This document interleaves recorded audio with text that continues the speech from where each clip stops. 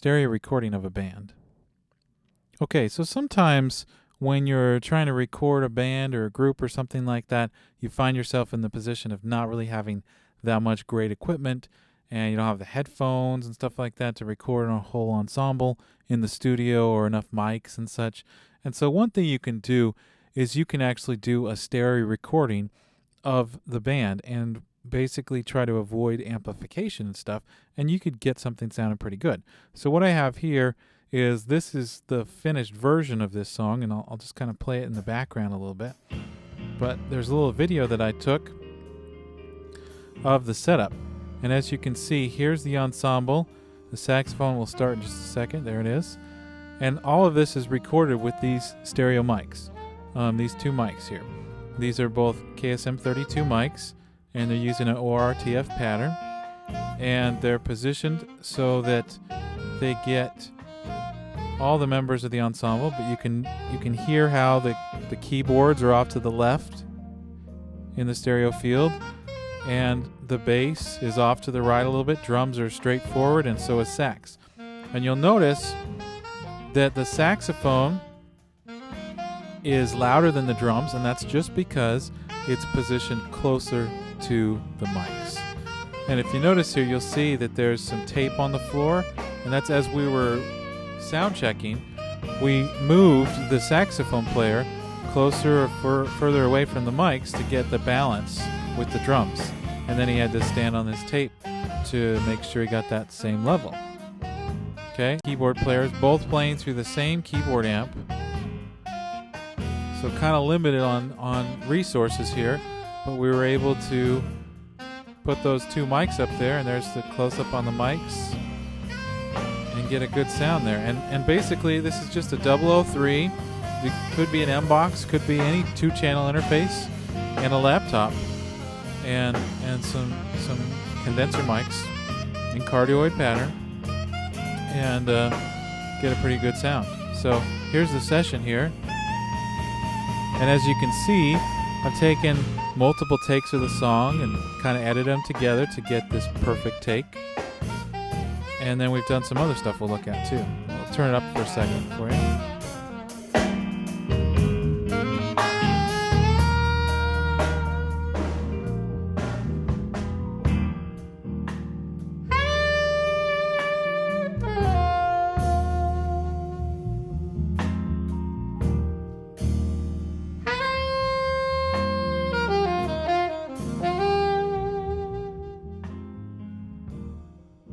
So if we take a look at this, we can see we did a little bit of EQ here, the Waves linear phase EQ, to pull out some of those low mids. It was a little bit muddy in the low mids, and so I had to pull a little bit out.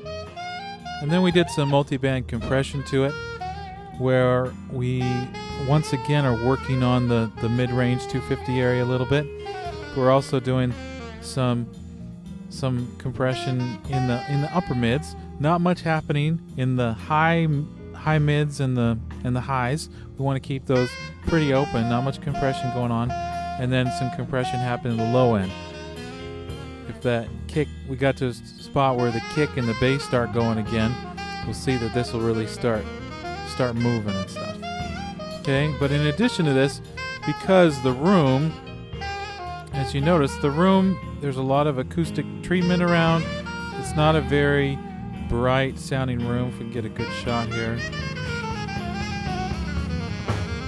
Okay, so there's a lot of treatment and stuff, and so we had to add some extra reverb to it to make it sound a little better. So there's a nice concert hall from the Waves impulse response reverb, and that reverb was a little too muddy and boomy.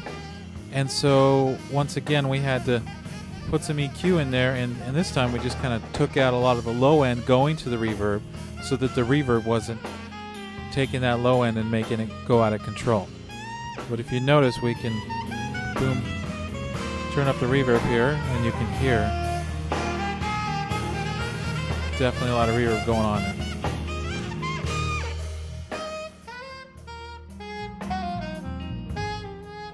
Okay, and then if we finally take a look at the last phase of it. We are sending on the master, sending the whole mix through the L3 LL Ultra Maximizer and bringing that threshold down and putting some nice brick wall limiting on it. And we're bringing it down so far because a couple things. It is really dynamic and we have a lot of headroom. When we recorded this, we made sure to give ourselves a lot of headroom so we could peak. We would avoid peaking, so we could have the songs get nice and dynamic, let them get kind of crazy, but not have to worry about clipping and stuff. And finally, we have an analyzer here, just to see what's happening. You can see there's some anti-phase things happening, mainly because we've got the saxophone right there in front of those two mics. And so you're going to have, some phase issues happening between these. But if we're listening in stereo and with headphones or speakers, it's actually not going to be a problem at all. It might be a problem if we go to mono. But with this setup, it's going to sound really good, as you can hear.